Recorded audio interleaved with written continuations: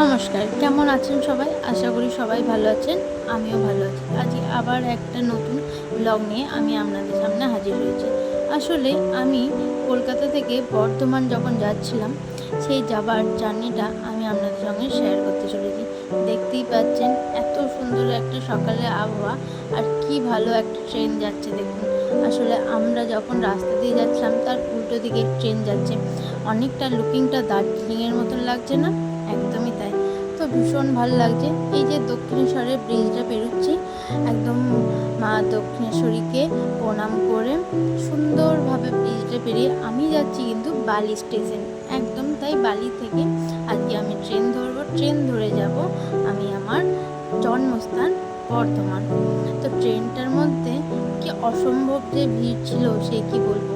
এই ট্রেনটা কিন্তু আমার ছিল না, কিন্তু ট্রেনটা যাচ্ছিল, সেটা আমি আপনাদের দেখিয়ে দিলাম।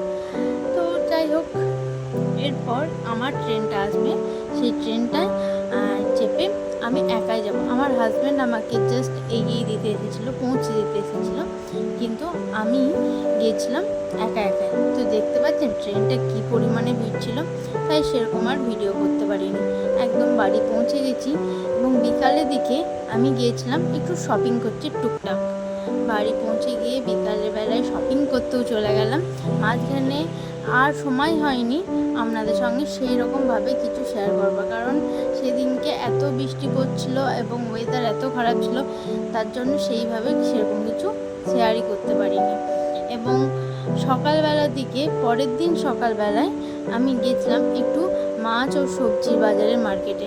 এই যে দুটো বড় বড় কাতলা দেখছেন, এখানে দুটো নয়, টোটাল 3টে কাতলা ছিল। এই যে নিচে আর একটা পড়ে আছে দেখতে পাচ্ছেন, 3টে কাতলার ওজন ছিল প্রায় 24 কিলোর ওপর। তো যাই হোক, আমার তো দেখে ভীষণ ভালো লাগছিল। আর এই যে শাক সবজিগুলো দেখতে পাচ্ছেন, এত তরতাজা শাক সবজি, যেটা দেখলে আপনাদের মন এমনিই ভালো হয়ে যাবে। যাই হোক, আমারও বেশ ভালো লাগছিল। এটা আসলে 2-3 দিনকার ব্লগ নিয়ে একটু একটু করে ব্লগ ছিল। ভাবলাম কষ্ট করে যখন নিয়েছি, তখন ব্লগগুলো একটু করে এডিট করে আপনাদের শেয়ার করি। এই দেখুন, মাছটার ওয়েটটা আপনাদের দেখালাম। একটা মাছেরই ওজন হচ্ছে 7 কিলো 860 গ্রাম। দেখতে পাচ্ছেন এত বড় কাতলাগুলো ছিল। সামনে থেকে দেখে তো আমার আরও বেশি ভালো লাগছিল।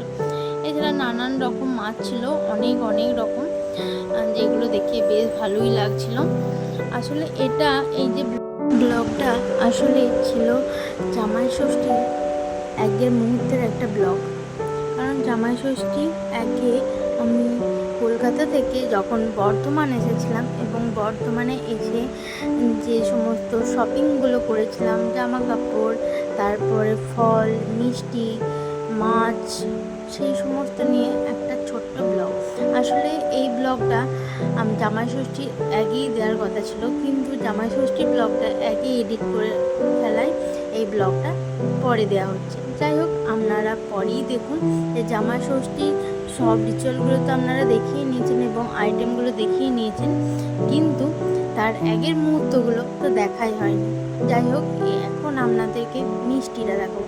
আর মিষ্টির দোকানে এত রকম ভ্যারাইটিস মিষ্টি ছিল যে কি বলবো। অনেক রকম মিষ্টি নেওয়াও হয়েছিল, বেশ ভালো লাগলো। আসলে আমরা কী কী মাছ নিয়েছি সেটা তো আপনাদের দেখানোই হয়নি বা জানানোই হয়নি, শুধু কী কী বাজারে মাছ উঠেছিল সেটাই আপনাদেরকে জানানো হলো। তো আমরা নিয়েছিলাম একটা ইলিশ মাছ। এটার ওজন ওই 1 কিলো 100 সামথিং এরকম কিছু একটা ছিল, আমার ঠিক মনে নেই। আর নিয়েছিলাম পাবদা মাছ, বাটা মাছ, আর ওই 2 কিলোর কাছাকাছি একটা কাতলা মাছ, আর নিয়েছিলাম চিংড়ি মাছ। চিংড়ি মাছ খুব একটা বড় বড় সেরকম পাইনি, একটু মাঝারি সাইজেই নিয়েছিলাম চিংড়ি মাছ। আর নেওয়া হয়েছিল কাতলা মাছের ডিম, যেটা পকোড়া বানানো হবে। আর এছাড়াও একটা সুন্দর জিনিস আমার বাবা এনে রেখেছিল, সেটা কি বলুন তো, ডাব। এটা কিন্তু কেনা না, এটা আমাদের গাছে, আমাদের বাড়িতে দুটো নারকেল গাছ আছে, সেখান থেকে একটা কাঁদি ডাব পাড়ানো হয়েছিল, যাতে সবাই মিলে ষষ্ঠীর দিনটা আমরা এনজয় করতে পারি এবং খেতে পারি। আজকের এই ছোট্ট ব্লগটা আপনাদের কেমন লাগলো অবশ্যই জানাবেন। সবাই ভালো থাকবেন, সুস্থ থাকবেন। নমস্কার।